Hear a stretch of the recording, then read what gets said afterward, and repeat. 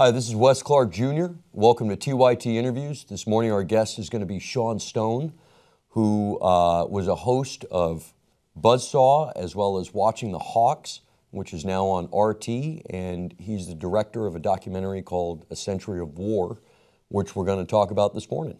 Morning, Sean. How are you, dude? Morning, Wes. Bright and early, post-Christmas hangover. It's time to start the new year. Come on, dude. You still can't be hungover. That was days ago.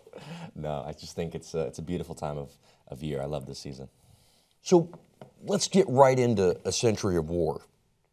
Because, it's 2016 when you go back, it's been a century of war. You go back to when we entered World War I. What has that done to our country?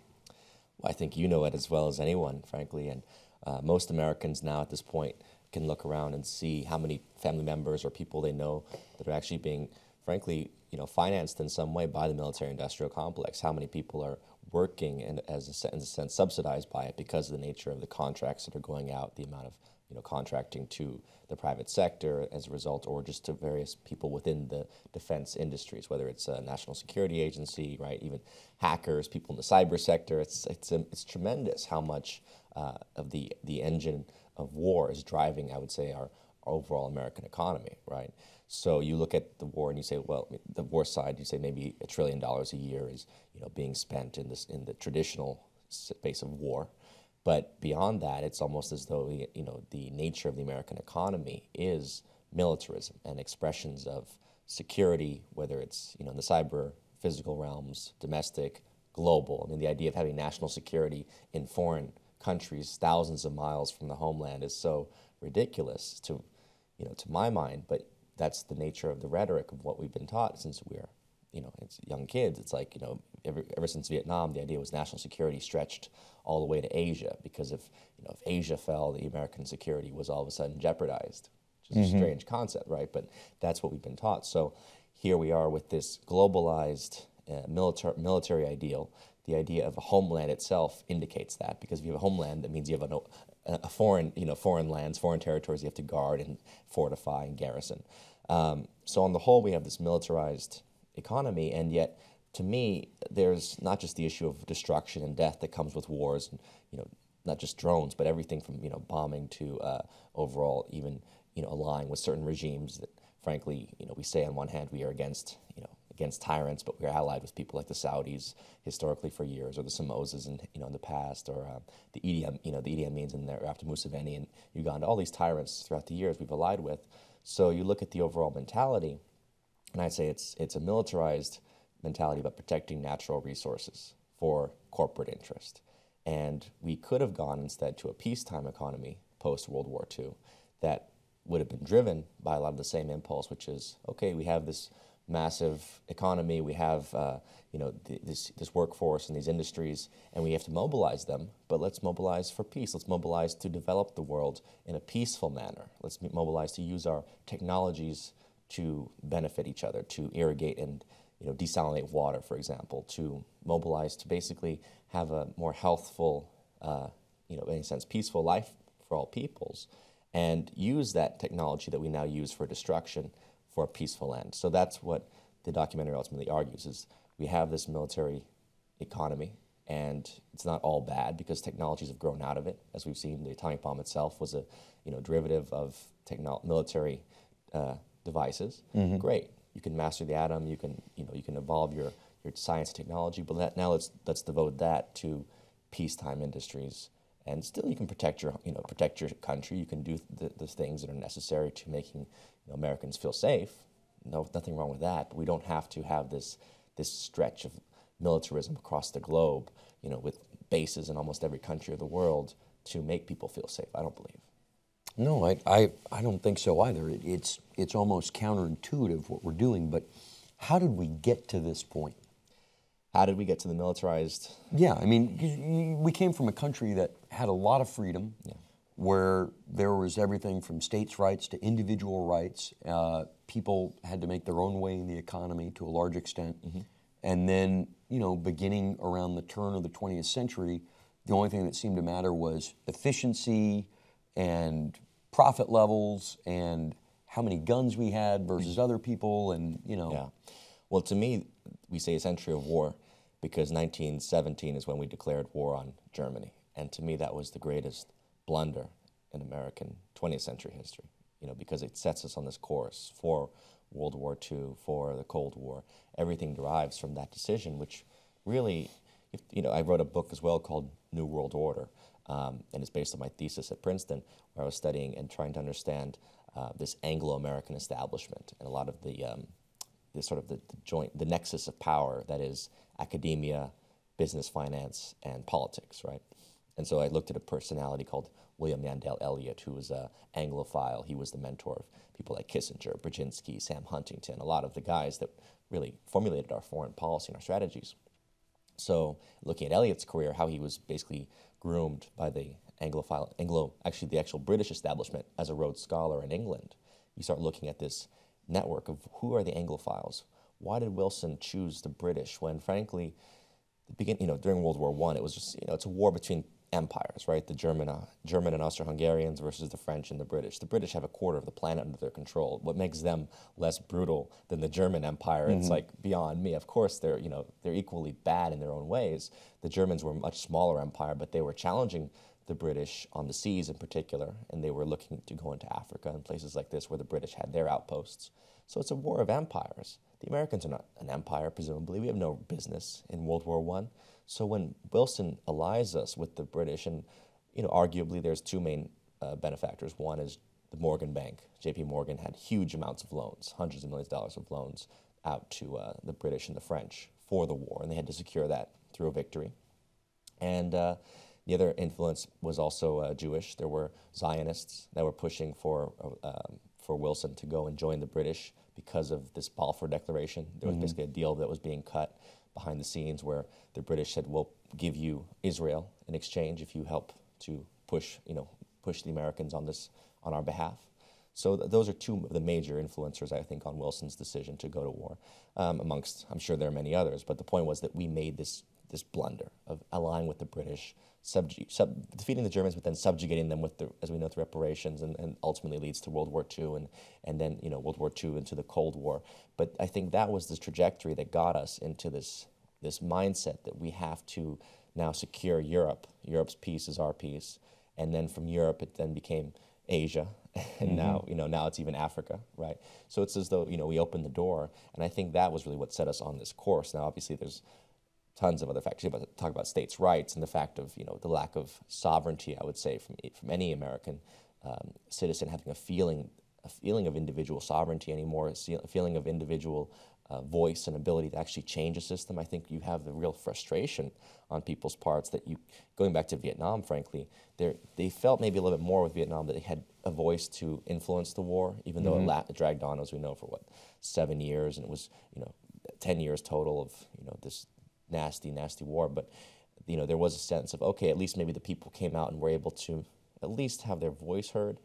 And then ever since then, it just feels as though we can protest, we can make anti-war films, we can start try to be aware people, and yet we can't stop this megalith. And after 9/11, it's really become totalitarian in a sense, because the overall scope of what they're able to do as far as the surveillance is concerned, as far as this total homeland security apparatus, right, and the consolidation of intelligence, and this whole notion of anyone who's opposed to our strategy is some kind of terrorist sympathizer. It gets very scary when you throw that word around, terrorism. And then the way that it's become Orwellian is, I think, in the Libyan and the Syrian wars, where you see us openly, because in the past we secretly had a lot of Al-Qaeda support because of the nature of the wars, for example, in the Balkans, right, when we needed the Al-Qaeda militants against the Serbs, those guys were deployed. It became very open in Libya and Syria when it's like we're actually actively supporting the Al-Qaeda insurgent types. And not to say that all the militias and the rebels are all Al-Qaeda fanatics, but a lot of them are. So when we're supporting those groups to destabilize nations, and then we're saying that actually it's the other way around, that the leaders like the Gaddafi and the Assads are the terrorists, yet we're supporting actual terrorists. It's a very strange world we're living in. It's a world that none of us really got a say in creating as Americans. I mean, when we when we think back to how it was all put together, I mean, we can look through the 1920s and 30s and see racial conflict in the United States and how there was political conflict against, Reds. Yeah, a lot of Americans don't understand the U.S. has the most violent labor history of any country on the planet, with more workers killed by private security in the 1920s and 30s than anyone else by a long shot. And we somehow think these things are acceptable in our history, that the possibility of a multimillionaire making a few more dollars by having his private security murder people so he can make more money is somehow an acceptable outcome. Right. Well, it got even more entrenched. I mean, we were talking about with a lot of the strikes that were being suppressed by the Carnegies and the Rockefellers. Howard Zinn's People's History of the United States, I think, is the best book to document that history, the labor union history, the blacks. I mean, his whole point was, I want to tell the American perspective from the native point of view, from the alternative point of view that you're not getting from your history books. And I think he did a tremendous job. But what they did actually really in the 70s and 80s was they moved to really shut down the unions completely, which is the sort of fascinating aspect of the whole dialogue. Because in the documentary Century of War, we go to Detroit, for example, right? We talked about how in the 50s, the United States, in Detroit, it had the highest standard of living in the United States across the board. And it was because of that tremendous union base, right, where you had to pay good wages. People they had union benefits as well, which is another factor, right? When you don't, if you have a nice corporation, sure, they might give you health care and whatnot, but they're rarely going to give you a retirement plan. They're rarely going to give you any kind of follow-up after you retire, right? So the benefits was an important thing, and they shifted it, I think in the 70s in particular. It went to this notion of, well, unions are too expensive, so we can't afford that. Meanwhile, Wall Street has completely exploded, as we know. Since the 80s, it's gone like a bonanza. So Wall Street, is making more, and if you're invested in certain companies, you're invested in stocks, you can make good money, but it's more of that casino economy that's taken over, the idea. And I think you see it symbolized in media as well, and frankly in the music and the film industry, where it's this notion of selling the Horatio Alger thing, like you pick yourself up by the bootstraps, you can become the next hip-hop mogul, right? You can become the next Kim Kardashian. You can have that lifestyle too by sheer chance of luck, rather than the Protestant work ethic, right, which was predicated in things like unions, where you go and you do your job and you get a certain fair wage for it. And in 1970, a man could afford a family of four, frankly. It was, he was getting wages enough to not have to make a woman work full-time to raise two children. Whereas, as we know now, the real wages don't compare. The minimum wage does not compare to 1970, what you can actually afford with it in real dollars. So they shifted us into this way of thinking that unions were too expensive. You can get things cheaper if you make them abroad. Well, who's going to profit more is the corporation. It's the globalization of the corporations in the process, who become so dominant that when they did a study, and I think it was 2013, Sweden did a study about how, if you look at the basically all the global assets, the global net worth of corporations, it basically boils down to about 1,000 corporations that have almost half of the wealth of the planet in their control. And of those 1,000 corporations, there's only about 100, or maybe even 50. It's actually 50 corporations that sort of are the holding companies of those 1,000. So basically 50 corporations have almost half of the world's assets in their control. It's tremendous. I mean, look at corporations that are bigger than most nations. You look at Walmarts and certain banks, right, and the oil companies, and they're literally bigger than most countries. They're controlling countries. Yeah. I mean, if we look at, the co-location of, around World War II and post-World War II, you had America's first real overseas industry was oil. And through the power of oil, we co-located our intelligence services overseas with the oil companies. So you had stuff like overthrowing Mossadegh in Iran, another company that we co-located with, United Fruit, we overthrew Arbenz in Guatemala. We decided to protect the Saudi royal family. I mean, all these decisions were made for the benefit of oil companies. I mean, most Americans don't even understand the trillions of dollars that we've spent in the Middle East is all to protect a single tyrannical family. Yeah. And that's another aspect. You talk about how do we get set on this course of militarism. I said earlier about controlling natural resources, and probably the premier natural resource that we've had to control is oil, because all of our lifeblood, our entire economy runs on it. It's not just cars. It's overall. It's power plants, and it's all types of industries globally are all predicated in the black gold, and literally is black gold, because when we shifted, and we talk about this in the documentary, we shifted to the petrodollar away from the gold standard. So it used to be gold, it backed the dollar, and now it's unofficially oil. Why? Because every country in the world, thanks to OPEC and the Saudis, has to purchase gold with dollars. So every country in the world is out there literally propping up the power of the US dollar, which frankly is probably not worth as much as it now would be. It would not be worth as much as it is if countries didn't have to literally sell us goods or just basically buy our dollar that they could then use to buy oil with. So literally we're in a global oil petrodollar standard. And as you mentioned, it's about the Saudis took that deal. The Saudis in the 70s took the deal of saying we're going to give you, basically give you unlimited access to the oil. We'll work together, and Wall Street also plays a factor in speculation on the price of oil. But because the Saudis obviously have just tremendous wealth, what was the deal was that they said, well, we'll sell you the oil, but then we'll reinvest where you want us. We'll reinvest in your Citibank and your various, we'll buy your debt. Yes, exactly. We'll buy your debt. We'll invest in your real estate. We'll do basically what you want. This is like this comfortable relationship that's been going on for so long. And the Saudis are people that behead hundreds of people every year. They have, that's something they're executing every year. And we're not talking about like rapists and murderers that, we have executions here in the U.S., but these are people who are like political dissidents. If you disagree with them, if you're a Shia, for example, and you're protesting their monarchy, you'll get beheaded and crucified. Look at that a fellow named Ali Nimr, who's being held there right now. He's arrested at 16. Yeah, he's a 21-year-old kid. And they're threatening to cut his head off and crucify him. Right. For free speech. Like his uncle, exactly. It's a very tyrannical group, and it's amazing how quiet we are. We love to go after the Iranians every time they imprison someone for political dissent, but you never hear mention of all the people being executed in Saudi Arabia for the same, if not even lesser crimes. And so there's a real double standard there, and it's because of this. Oh, there's a total double standard. Look, dude, Saudi Arabia attacked us on 9/11. They took down the World Trade Center.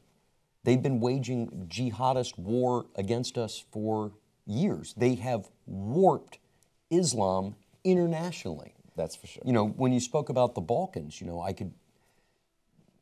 I've lived in the Balkans before, and most of the Muslims I knew there are not, they're like, they won't drink alcohol during Ramadan. That's the extent of their Islam. Sure. But, during the war and after the war, then the Saudis poured money in for their version of Islam. And their version of Islam is harsh.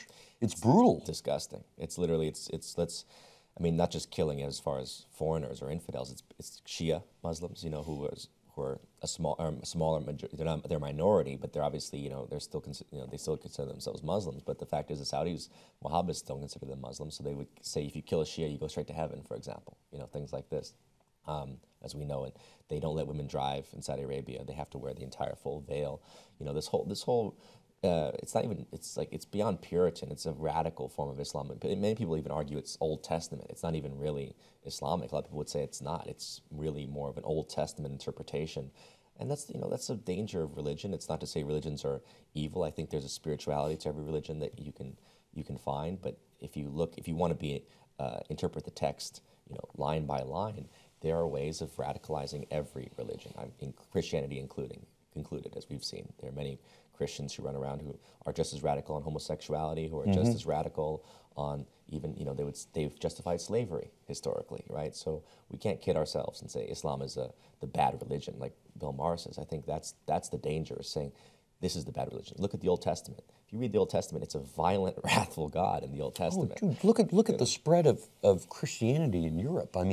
Charlemagne cut off thousands of Germanic heads, to force Christianity upon, Westphalia. Of course. I mean, historically, it's the Holy Roman Empire, and frankly, the Holy Roman Empire still exists. It still exists from the Vatican, from Rome. The Pope may be doing some good things, but the overall institutions within the Vatican, I think, are very suspect. Right? Well, they were all set up to exercise power over this world, to extend it. It's like some guy hired me to write a script about Constantine the Great years ago. And you realize how warped Christianity got by its interaction with worldly power. I mean, the Christian religion up until the year 400 was, female-driven. It wasn't oriented on wealth or power or anything else. And then Constantine was like, he basically took Christianity like a shroud and put it over a sword, the cult of Mars, and was like, check it out. Now Christianity is a weapon. Yeah. And he used that weapon to keep the Roman Empire together for essentially thousands of years. Right. Well, that's the whole point, was that the Pope is Pontificus Maximus, right? And so which was a pagan position. Yes, in precisely. Rome. That's why they built those churches on pagan sites, right? The Hagia Sophia was built upon these pagan ritual sacrifice grounds. So it was always a notion of building layer upon layer, and frankly, in a pagan world. So I think humans are at a very interesting place in their consciousness, if you think about it, because we have to deal with the ghosts of the past. And I think that's one thing that if we don't address, we are being haunted, if I could say that. We are being haunted by our past. No question. No question. So how do we wind down from the century of war? How do we change what we're doing and the directions we're going in? Because, everyone gets a lot of mental clutter in terms of what's real, what's a threat, what's not a threat. Yeah. I mean, you have people literally watching the news today thinking something that happens on the other side of the planet, it's coming to me, they're coming after me, they're going to be kicking down my door, and that's not rational. That's part of we've gone through tremendous explosions in consciousness in the last 100 years, right? I mean, if you were in the 19th century America, you would never know what happened across the world. You might find a newspaper months after the event occurred to read about it, or in a book.